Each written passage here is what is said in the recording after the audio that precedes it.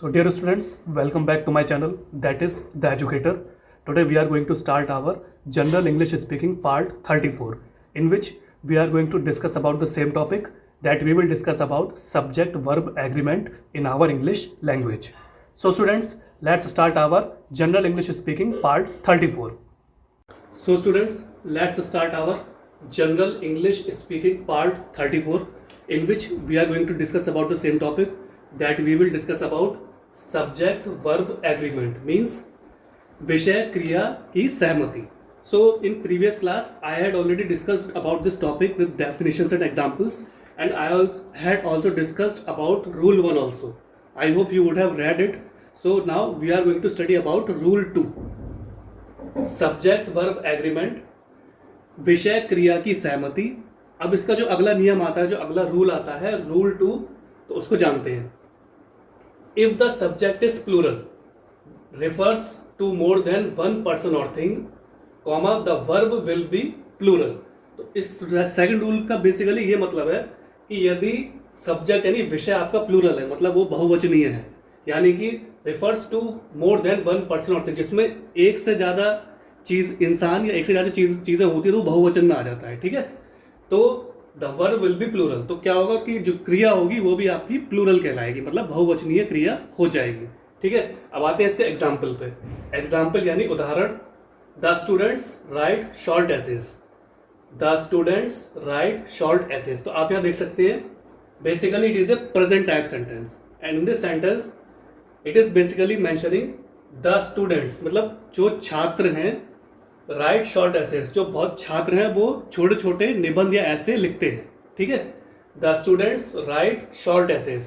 तो आपके जो छात्र हैं, बहुत सारे छात्र हैं, क्लास में छात्र हैं आपके क्लास में, तो राइट शॉर्ट एसेज, तो वो छोटे छोटे एसेज यानी छोटे छोटे निबंधों को लिखते हैं. ठीक है, तो इसमें आपका ये रूल पूरी तरीके से मैट हो रहा है. ठीक, फिर आता है the typewriters work well. The typewriters work well. तो इसमें क्या मतलब है कि आपके जो टाइपराइटर्स है, टाइपराइटर क्या होते हैं, जो आपके पहले टाइपराइटर यूज़ किए जाते थे टाइपिंग के लिए, कोई डॉक्यूमेंट पेज आप टाइप करते थे, जब कंप्यूटर नहीं होते थे तो लोग टाइपराइटर के थ्रू ही टाइपिंग किया करते थे. ठीक है, तो द टाइपराइटर्स वर्क वेल, मतलब जो आपके टाइपराइटर्स हैं वो अच्छी तरह कार्य कर रहे हैं, अच्छी तरीके से काम कर रहे हैं. तो यहाँ देख सकते हैं, ये भी present type, simple present type sentence है, क्योंकि टाइपराइटर है, टाइप करने वाला बहुत सारे टाइपराइटर्स है और वो अच्छा काम कर रहे हैं, है ना. तो ये आपका इस कंडीशन को, रूल 2 को मैच कर रहा है. ठीक है, the typewriters work well means सारे टाइपराइटर अच्छी तरीके से कार्य कर रहे हैं. The children practice cricket after school. The children practice cricket after school. तो it is also simple present type sentence, and in this sentence they are basically mentioning कि जो चिल्ड्रन हैं, जो बच्चे हैं, वो क्रिकेट को प्रैक्टिस करते हैं स्कूल से आने के बाद. ठीक है, दो द आपका आर्टिकल है. चिल्ड्रन क्या हो गया, हम कभी चिल्ड्रंस नहीं लिखते, हमेशा हम चिल्ड्रन लिखते हैं. जब बच्चे बहुत सारे होते हैं तो हम उनको चिल्ड्रन बोलते हैं. ठीक है, प्रैक्टिस मतलब अभ्यास करना. क्रिकेट क्या है, एक स्पोर्ट का नेम है, एक आउटडोर स्पोर्ट है जो हम खेलते हैं, उसका नाम है. और बेसिकली क्रिकेट क्या है, आपका नाउन यानी संज्ञा हो गया, अभी खेल का नाम है. आफ्टर स्कूल, स्कूल भी नाउन है, क्योंकि वो भी विद्यालय है या स्कूल है, तो वो भी आपका नाउन हो गया. तो इसका मतलब है the children practice cricket after school. तो जो बच्चे हैं वो क्रिकेट का अभ्यास करते हैं स्कूल से आने के बाद. ठीक है, तो मैं एक बार और रिपीट कर देता हूं रूल 2 को. Rule 2, if the subject is plural, यदि आपका विषय बहुवचनीय है, refers to more than one person और थिंग, यदि वो एक इंसान या एक से ज्यादा इंसान और चीजों को व्यक्त करता है. ठीक है, the verb will be plural, तो क्रिया क्या होगी, वो आपकी बहुवचनीय ही होगी. ठीक है, एग्जाम्पल मैंने बताया, the students write short essays, जो छात्र हैं आपके वो छोटे छोटे निबंधों को या एसेज को लिखते हैं क्लास में. ठीक है, इसमें कंडीशन सारी मैच हो रही है. द टाइपराइटर्स वर्क वेल, जो टाइपिंग करने की जो मशीन है टाइपराइटर, वो बहुत सारी मशीनें हैं लेकिन वो भी अच्छी तरीके से कार्य कर रही हैं. ठीक, the children practice cricket after school, जो आपके बच्चे हैं वो क्रिकेट की प्रैक्टिस करते हैं, यानी क्रिकेट का अभ्यास करते हैं स्कूल से आने के बाद. ठीक है, तो ये आपकी पूरी कंडीशन यहाँ पे रूल 2 में मैच हो रही है. अब आते हैं रूल नंबर 3 पे. ठीक, rule 3, the pronouns each, either, neither, one, everyone, no one, nobody, anyone, anybody, someone, everybody and much are singular and will require a singular verb. ठीक है, तो रूल 3 में ये कहता है कि जो भी आपके प्रोनाउंस हैं, प्रोनाउन मतलब सर्वनाम, ठीक, each, either, neither, one, everyone, no one, nobody, anyone, anybody, someone, everybody and much are singular and will require a singular verb. तो ये सिंगुलर कहलाते हैं, मतलब एक वचनीय कहलाते हैं, and will require a singular verb. तो इनके लिए एक सिंगुलर वर्ब, सिंगुलर क्रिया की ही आवश्यकता पड़ेगी, मतलब एक वचनीय क्रिया की ही इनके लिए आवश्यकता पड़ती है। ठीक है, अब हम इसके कुछ उदाहरण देख लेते हैं। Example, everyone in the school is going on the trip. Everyone in the school is going on the trip. So basically it is a present type sentence, because in this sentence they are basically mentioning everyone, यानी जो कोई भी school में है, is going on the trip, वह trip पे जा रहा है ना। होता है ना स्कूल में सब टीचर्स फैकल्टी होती है, तो उनकी ट्रिप डिसाइड होती है कि इस डेट में या इस टाइम पे आपकी ट्रिप जाएगी या पिकनिक पे जाएगी, कॉलेज की तरफ से बच्चों का थोड़ा सा आउटिंग कराई जाएगी। ठीक है, तो इस सेंटेंस में भी यही है, एवरीवन आपका क्या है, प्रोनाउन, तो इसमें सब चीज इंडिकेट हो रही है, ये रूल यहाँ पे पूरी तरीके से लागू हो रहा है। इन द स्कूल मतलब स्कूल के अंदर, तो स्कूल भी आपका नाउन हो गया। ठीक, is going on the trip, ये प्रेजेंट टाइप सेंटेंस है, तो सब ट्रिप पे यानी आउटिंग के लिए बाहर जा रहे हैं। ठीक, फिर दूसरा सेंटेंस आता है, neither teacher plans to cover the entire syllabus. Neither teacher plans to cover the entire syllabus. तो जो कोई भी टीचर है या कोई भी अध्यापक है या कोई भी शिक्षक है, वो कोई भी प्लानिंग नहीं कर रहा है कि वो पूरे सिलेबस को पूरी तरीके से खत्म करा सके।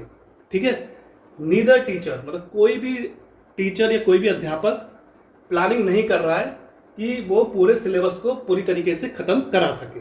ठीक है, तो यहाँ पे आप देख सकते हैं नाइदर, एवरीवन यहाँ पे आ गया है, रूल 3 को पूरी तरीके से यहाँ पे मैट हो रहा है। ठीक है, फिर इसका लास्ट एग्जाम्पल आता है, someone living in our neighbourhood is building a new office.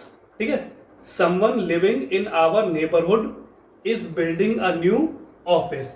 तो इसका मतलब ये है, कोई जो हमारे नेबरहुड, हमारे पड़ोस में जो रह रहा है, वो बेसिकली एक नया ऑफिस यानी नया दफ्तर बना रहा है। तो ये सिंपल प्रेजेंट टाइप सेंटेंस है। इसमें भी आप देख सकते हो, तो समवन भी ये आपका सर्वनाम है। ठीक है, ये एक सर्वनाम है, लेकिन ये बहुत सारी चीजों को डिनोट कर रहा है, तो ये रूल नंबर 3 को इंडिकेट कर रहा है। ठीक है, someone living in our neighbourhood, जो कोई भी हमारे आस पड़ोस में रह रहा है, is building a new office, वह एक नया दफ्तर या ऑफिस को बना रहा है। तो ये भी सिंपल प्रेजेंट टाइप सेंटेंस है, और जो ये कंडीशन को मैट कर रहा है। तो एक बार रूल 3 फिर से समझा देता हूं। The pronouns each, either, neither, one, everyone, no one, nobody, anyone, anybody, someone, everybody and much are singular and will require a singular verb. तो ये जो भी आपके सर्वनाम है, जो मैंने अभी यहाँ पे नाम से बताया, तो ये क्या होगा, ये आप एक वचनीय, ये सिंगुलर है यानी एक वचनीय है, और and will require a singular verb, तो इनके लिए एक वचनीय क्रिया की भी आवश्यकता पड़ेगी। ठीक, एग्जाम्पल मैंने आपको बताया उदाहरण के तौर पे, everyone in the school is going on the trip, जो कोई भी स्कूल में है वह बाहर ट्रिप पे या आउटिंग पे जा रहा है। तो सिंपल प्रेजेंट टाइप सेंटेंस है, और यहाँ पे एवरीवन आ गया है, तो ये इस रूल नंबर 3 की कंडीशन को मैट कर रहा है। ठीक, neither teacher plans to cover the entire syllabus. तो इसमें क्या है कि कोई भी जो टीचर है या अध्यापक है, वो अपने सिलेबस को पूरी तरीके से खत्म कराने की प्लानिंग नहीं कर पा रहा है। तो ये भी सिंपल प्रेजेंट टाइप सेंटेंस है। क्योंकि यहाँ नीदर आ रहा है, तो नीदर भी यहाँ पे मैंने आपको दिखाया, नीदर यहाँ पे अवेलेबल है, तो ये रूल 3 को मैट कर रहा है। ठीक, someone living in our neighbourhood is building a new office. तो ये जो आपका सेंटेंस है, ये भी प्रेजेंट टाइप सेंटेंस है। इसमें बताया जा रहा है कि जो कोई भी हमारे आस पड़ोस में रहने आ रहा है, तो वो एक नए दफ्तर या ऑफिस को बना रहा है। ठीक है, तो ये एग्जाम्पल भी आपका रूल नंबर 3 को अच्छी तरीके से मैट कर रहा है।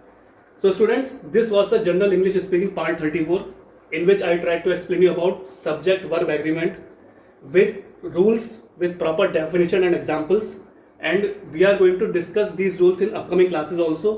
So kindly try to practice them, read them, understand them in your spare time. Try to use these pronouns and these rules in your basic English language when you try to speak with another person.